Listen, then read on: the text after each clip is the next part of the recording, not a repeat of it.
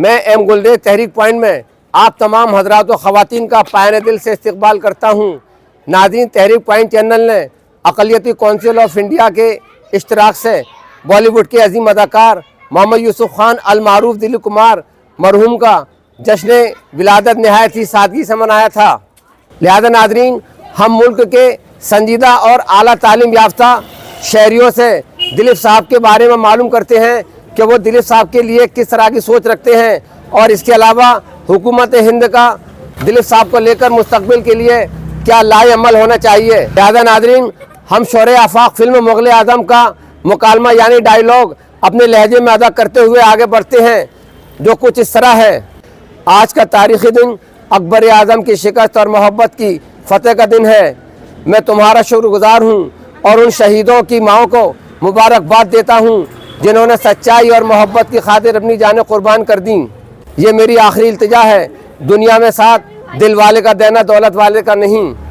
ये प्रोग्राम आपने जो ये शाया कर रहे हैं ये बहुत अच्छे अंदाज में है और मैं समझता हूँ कि उर्दू के लिए ये उर्दू की तरक्की और नशोनुमा के लिए भी यादगारी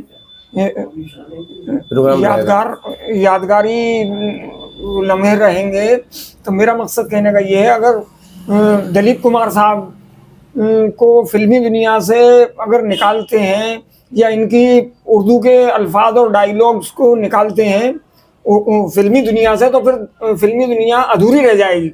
बस ये लुब्बे लुबाब मैंने ये तासुर में अपना दे रहा हूँ। इन सारी गुफ्तगू का लुब्बे लुबाब मैंने निचोड़ यही निकाला कि अगर उर्दू फिल्मी दुनिया से अगर उर्दू को निकाल दिया जाए तो फिर फिल्मी दुनिया में बचेगा ही क्या। That's all.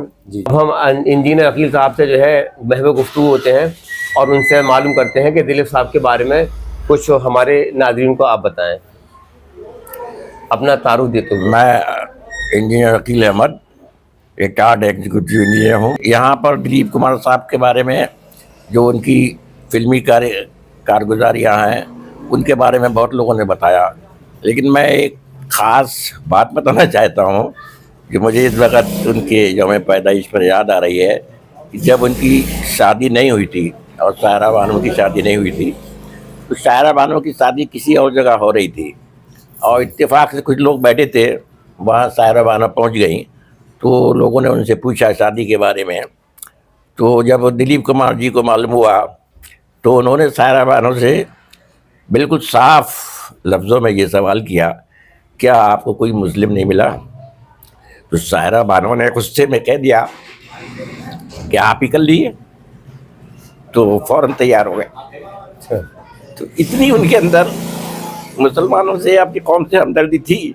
जी जी। जबकि उन्होंने जितनी पिक्चर्स की हैं उसमें ज़्यादातर उन्होंने ऐसी जो है वो एक्टिंग की है जिससे लगता था कि ये कोई मुस्लिम ना होकर कोई गैर मुस्लिम अदाकार है, और उसको उन्होंने भरपूर निभाया, चाहे वो पूजा पाठ के हों, चाहे वो आपके जो है वो भजन कीर्तन के हों, और सबको उन्होंने बखूबी धोती पहन के निभाया और बड़ा उनका जो है नाम शोहरत हुई। लेकिन उनके दिल में मुस्लिम परिस्थिति बहुत थी और उन्होंने उसको निभाया। मुझे बस यही कहना है। बैठे रहिए। नाज़रीन, डॉक्टर अकील साहब ने बहुत एक इम्पोर्टेंट बात जो है बताई आप लोगों को, और मैं उन्हीं की बात को कि उनके अंदर वो कैसे माहौल में रहे हों, लेकिन इस्लाम की शम्मा उनके दिल में जो है जलती रही, रोशन रही। और इसका एक बयान सबूत ये भी है कि दिलीप साहब ने जो है बताया जा रहा है कि 3 बार उम्रे किए और एक बार 2013 में अपनी शरीके हयात यानी सायरा बानो के साथ जो है हज करने की सादत भी उन्होंने हासिल की थी। बिलाल साहब, आप अपना इंट्रोडक्शन देते हुए मैं चाहूँगा कि दिलीप साहब के बारे में 2 लफ्ज़ आप बोलें। मैं डॉक्टर मोहम्मद वसी बेग बिलाल अली, मैं इस वक्त एशियन कॉलेज में डायरेक्टर हूँ और मैं अपने तासुरात दिलीप साहब के जो उनको आज़ादात हासिल हुए हैं उस पर रोशनी डालना चाहता हूँ। दिलीप कुमार एक ऐसा नाम जिन्होंने इंडियन बॉलीवुड में को पूरी दुनिया तक नाम पहुँचाया। अगर उनके अवार्ड्स की बात करें तो उनको फिल्म फेयर अवार्ड्स उनको मिला 1954 में। लगा 8 बार सबसे ज़्यादा जो अवार्ड्स मिले हैं फिल्म फेयर अवार्ड वो दिलीप कुमार साहब को मिले हैं, फिल्म फेयर अवार्ड 8 बार। उसके बाद अगर हम बात करते हैं तो इंडिया का बहुत बड़ा अवार्ड्स में जिसे हम कहते हैं पद्म भूषण अवार्ड, वो भी दिलीप साहब को मिला 1991 में। और अगर हम बात करते हैं आगे दादा साहेब फाल्के अवार्ड, जो उनको 1994 में उनको अवार्ड मिला। साथ में अगर हम बात करें निशान-ए इम्तियाज, जो कि पाकिस्तान का सबसे बड़ा अवार्ड माना जाता है, वो भी उनको पाकिस्तान गवर्नमेंट ने दिया 1997 में, 97 में। बाकी पद्म विभूषण अवार्ड उनको मिला 2015 में। बाकी अगर बात करते हैं NTR नेशनल अवार्ड, जो कि आंध्र प्रदेश ने उनको 1997 में उनको आंध्र प्रदेश गवर्नमेंट उनको अवार्ड दिए। और साथ में अगर हम देखें ऐसे कई सैकड़ों अवार्ड उनको मिले। खासतौर पे अगर हम बात करें CNN IBN life time achievement award उनको 2009 में मिला और राष्ट्रीय किशोर कुमार सम्मान उनको 2015 में मिला, जो कि मध्य प्रदेश गवर्नमेंट ने उनको दिया। तो अगर हम उनकी बात करते हैं दिलीप कुमार, जिनको यूसुफ खान उनका नाम था और फिल्मी नाम जो उनका दिलीप कुमार था, तो उन्होंने अपनी एक्टिंग के जरिए से, यहाँ पे मैं आप एक रोशनी डालना चाहता हूँ कि उनकी फिल्में बहुत कम है तादाद के हिसाब से। सिर्फ 57 की फिल्में, गालिबन 17 में 58 60 के लगभग उनकी फिल्में थी। लेकिन इन कम फिल्मों में इतना बड़ा नाम जो है वो उन्होंने पैदा किया। और आज के दौर में मैं समझता हूँ कि कोई भी एक्टर है, वो सारे एक्टर उनको अपना गुरु मानते हैं, उनकी एक्टिंग से सीखते हैं, उनके फिल्मों को देख देख कर एक्टिंग करना सीखे हैं उन लोगों ने। तो ये पूरा कंट्रीब्यूशन जो है वो एक जो है सेल्फ क्या कह सकते हैं नेचुरल एक्टर थे।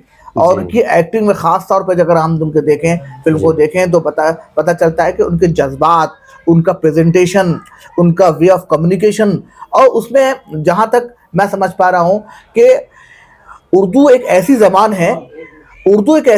है कि उसके ऊपर उनको उबूर हासिल था। तो जो वे ऑफ प्रेजेंटेशन देते थे वो, और जो अल्फाज बयां करते थे, तो उनके होठों की मिश और उनके अल्फाजों का एक कॉम्बिनेशन होता है, टाइमिंग होती थी, वो उनको एक बेस्ट एक्टर बनाती थी। तो मेरा मानना है कि एक एक्टर को एक्टिंग के साथ साथ वो अपने अल्फाजों को कैसे प्रेजेंट कर रहा है, वो चीज़ें।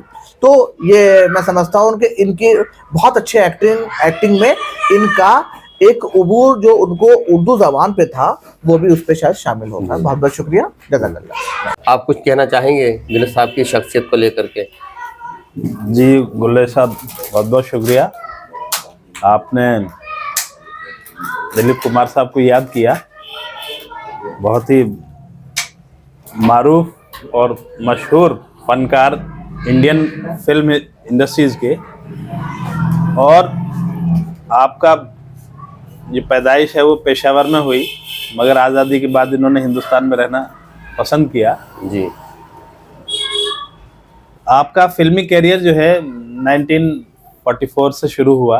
एक फिल्म आई थी ज्वार भाटा, क्योंकि वो ब्लैक एंड वाइट थी, ज़्यादा मकबूल नहीं हुई, ना उससे फेमस हुए। मगर 1950 और 1960 के दशक का ऐसा दौर रहा उनका, तो उन्होंने इतनी फिल्में बनाई, बहुत मतलब इन 10 सालों में, कि वो गालिबन मतलब लास्ट वाली पिक्चर उनकी केला रही। टोटल मिला के 57 या 60 के करीब पिक्चरें रही उनकी। जी जी, उसमें इतनी मकबूलियत हासिल की कि मैं समझता हूँ आज तक जो फिल्मी दुनिया का कैरियर है उसमें कोई इतनी मकबूलियत हासिल नहीं कर पाया।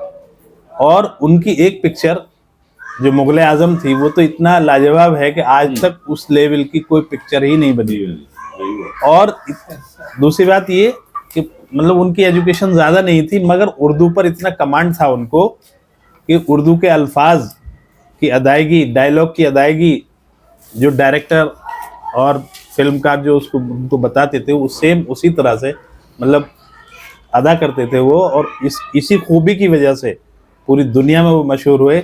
और दूसरी बात ये कि मैं ये समझता हूँ कि उनको जो है, उनका जो कैरियर है या उनकी बायोग्राफी जो है, वो गवर्नमेंट को, जैसे सहगल साहब की बायोग्राफी है वो पढ़ाई जाती है, इसी तरह से मैं समझता हूँ कि दिलीप कुमार साहब की भी बायोग्राफी को सिलेबस में लाया जाए, चाहे वो इंग्लिश लिटरेचर में हो, चाहे हिंदी लिटरेचर में हो, एनीवे, या चाहे फिल्मी दुनिया एंटरटेनमेंट का कोई भी जरिया हो, उसके अकॉर्डिंग मतलब उसको लोगों को बताया जाए कि दुनिया में ये शख्स भी रहा है जी, जिसको दिलीप कुमार के नाम से जाना जाता है। बेसिकली उनका नाम तो यूसुफ खान था जी, वो बहुत अच्छी फैमिली से बिलोंग करते थे।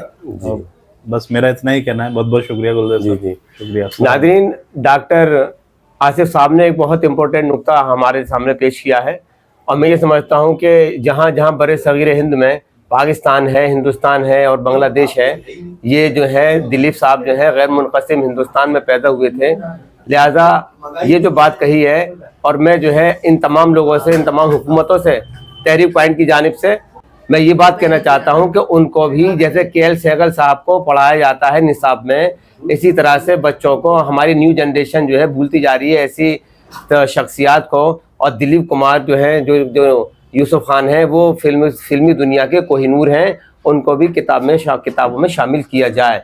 जी बहुत शुक्रिया। नाज़रीन, अगर आप हमारे तहरीक पॉइंट चैनल पर नए हैं तो इसे सब्सक्राइब करें, शेयर करें और साथ ही अपनी कीमती मशवरों से हमें नवाजें।